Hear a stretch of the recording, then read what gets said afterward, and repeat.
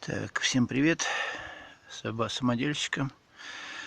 Вот решил сделать небольшой обзорчик по двигателю. Тут у меня ЧП случилось с ним. Оборвало вал. Ну, понимаете где, как обычно, где маховик сидит, сцепление, вот эта вся система. Пришлось его разбирать. Вот хотел новый купить, но пока передумал, решил проэкспериментировать. Надо было, конечно, раньше снять, но у меня камеры не было. Телефон жены уже в собранном виде показывает. Так, по сборке, по самому движку, я заметил, что чемпионами многие пользуются по видеороликам. В принципе, движок вот разобрал и удивился. Хорошим, такой собранный, хорошо. И балансирный вал вот у него стоит. И гильзы, этот цилиндр, смотрю, загильзован. И детали обработаны нормально. Пластмассы нету, кроме вот пластмассовой шестеренка стоит оборотов, который регулирует, и все. А так собран, конечно, он хорошо. Ну вот, коленвалы у них что-то слабовато. Походу, не предназначены на него для таких целей, чтобы вешать такие массивные детали напрямую. Это, скорее всего, надо или через резиновую муфту, через ремень, через редуктор. Ой, чуть не упало. Но не вот так напрямую. Ну, собрал, что делать. Вот и в этот раз решил маховик облегчить. Он дыр насверлил, венец убрал. Тут вот видно со стороны венец. Все это срезал, облегчил так заметно. Потому что с той стороны маховик висит хороший. Да, и несколько советов, кто вот будет первый раз, а если надумает разбирать, не дай бог. Конечно. Я тут по интернету глядел, цилиндр начинают снимать, поршневую зачем-то разбирать. В этом нужды нету.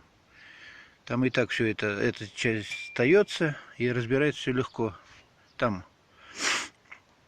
Только самое главное, вот советую перед разборкой маховик. Сразу готовьте и ищите съемник хороший. Я пытался, думал, выбиться легко, так, не получилось. Еле-еле съемником, и то хорошим снял.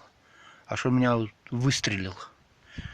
Сидят они хорошо. Может и не на всех, но лучше подстраховаться. И то вот я вот побил, сейчас вот завожу, когда собрал, где-то вот цепляет, помял деталь. Вот где, скорее всего, заводить, валик немного цепляется. Ну это ладно, отрихтуем со временем. Так, собрал, вроде работает, все в порядке. Вал выточили ровненько. Ну, правда, только повозиться пришлось. Все равно биение было почему-то. Не зажимался у него ровно. Ну, зажали. Ну, суть дела тут у меня в чем. Который храповик-то у меня отломился. Да, и старый-то у меня. Я почему стал разбирать. У меня вот, считай, окошко-то есть. И я заметил, что у меня маховик стал бить. Я думаю, вот в этом районе где-то сварка лопнула. Его стал выгибать. Нет, ни хрена. Когда разобрался, испугался. Вал у меня стало, не то что его обломило, а подшипник не давал, вот этот маховика, знаете, ему сломаться сразу-то. А его стало скручивать.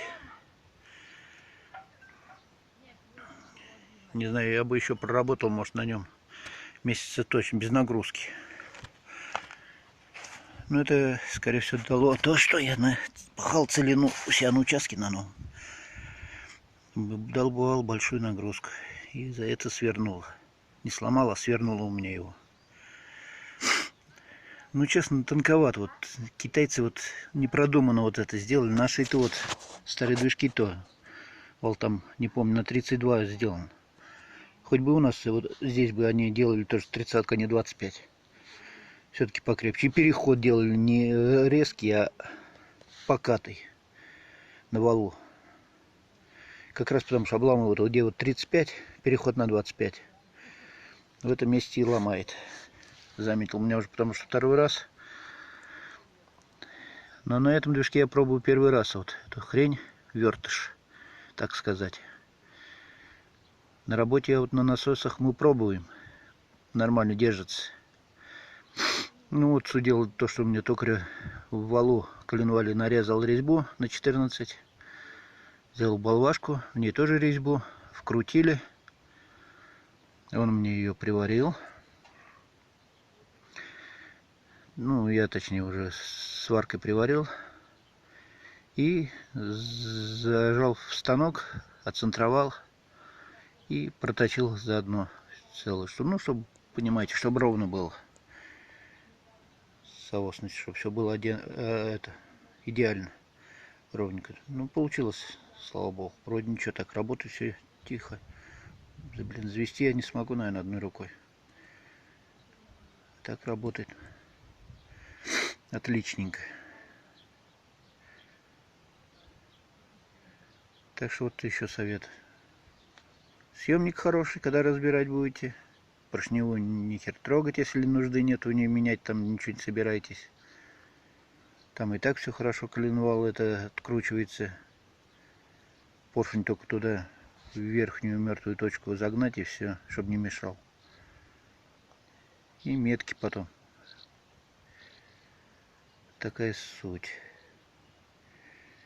Ну и советую, вот я уже так понял, что такой схемой лучше не пользоваться, чтобы на вал навешивать тяжелые детали.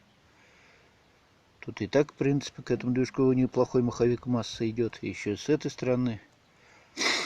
И походу по инерции-то он раскручивает. И когда пахал, у меня особенно, он 2 раза полуось, если рвал на мосту.